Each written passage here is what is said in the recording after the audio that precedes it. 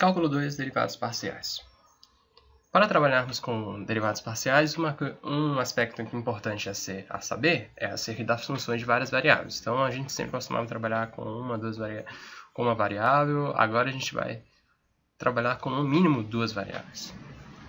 Então, lembrando de um ponto que a gente tem no ensino médio, que é aquele de encontrar o valor de uma função, um exemplo para a gente estar vendo isso é isso aqui.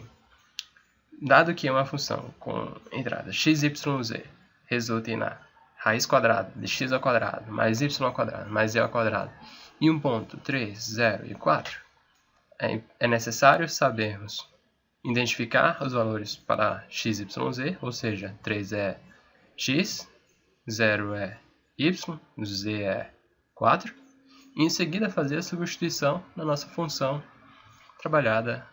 apresentada anteriormente. Fazendo essa substituição, teremos que 3 ao quadrado mais 0 ao quadrado mais 4 ao quadrado, e essa soma, uma raiz. Assim, raiz de 25, que será igual a 5. Para essa função, x, y, z serão nossas variáveis de entradas independentes. E o f de x, y, z será a nossa variável de saída, a dependente. Para esse caso, 3, 0 e 4, independente, e o 5, dependente desses valores aqui. Outro aspecto importante para sabermos é acerca do domínio e como analisar o seu domínio e a sua imagem. Então, tendo uma função, por exemplo, w é igual a raiz quadrada de y menos x ao quadrado, o y terá que ser maior ou igual a x ao quadrado. Com o x ao quadrado igual a y, a gente tem o zero. Então, o zero a nossa função pode assumir e vai ser o último valor, digamos, que ela poderá assumir com, digamos, uma linha e ela entrando para a parte negativa. O zero será esse ponto de fronteira, digamos assim. Porque se a gente trabalhar com x ao quadrado maior que o y, a gente vai ter um número negativo por conta desse menos aqui. E esse número negativo dentro de uma raiz estará entrando para o conjunto dos números complexos, que não faz parte do conjunto dos números reais. Assim sendo, a nossa imagem irá assumir o zero de forma fechada e o infinito de forma aberta. Para uma função de três variáveis, por exemplo, w é igual a 1 sobre x ao quadrado mais y ao quadrado, o x, o y e o z eles têm que ser diferentes de zero, senão nosso valor aumenta demais e a gente não consegue encontrar este valor. Então a imagem tem que ser o zero de forma aberta e o infinito de forma aberta. Porque não tem nenhuma limitação aqui que um número que faça com que algum número muito grande não possa ser representado na parte de baixo.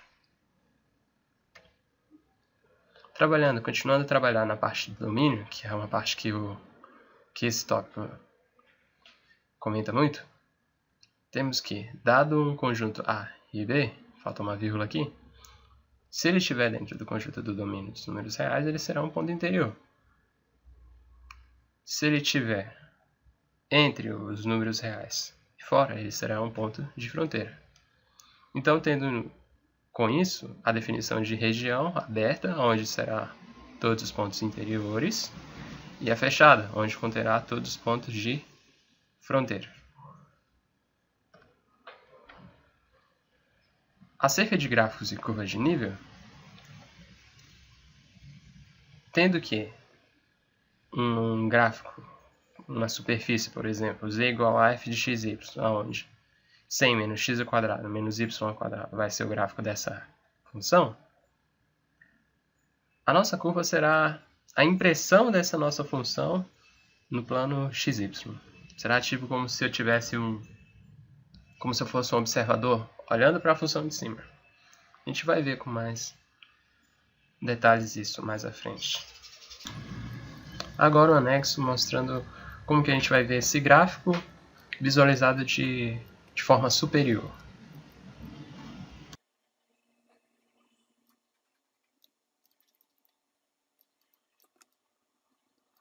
Então, pessoal, quando a gente vamos supor que isso aqui era aquela função que a gente viu.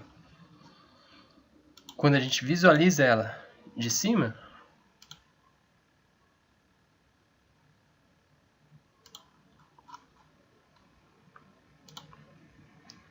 É assim que a gente vai visualizando ela no plano XY.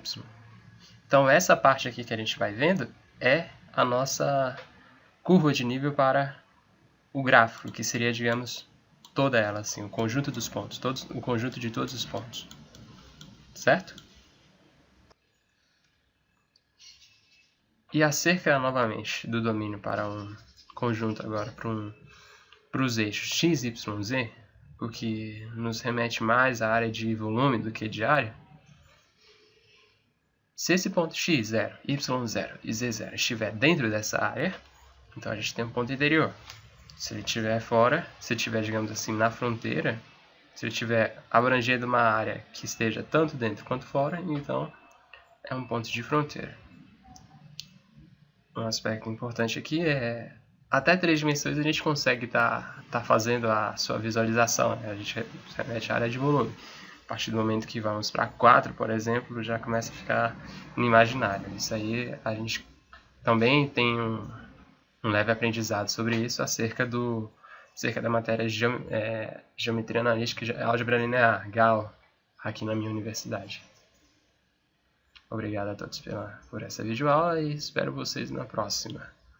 Abaixo desse vídeo também temos uma playlist com algumas videoaulas importantes que possam estar embasando mais o seu conhecimento caso essa videoaula que eu apresentei para vós ainda não tenha sido suficiente para clarear suas ideias. Obrigado.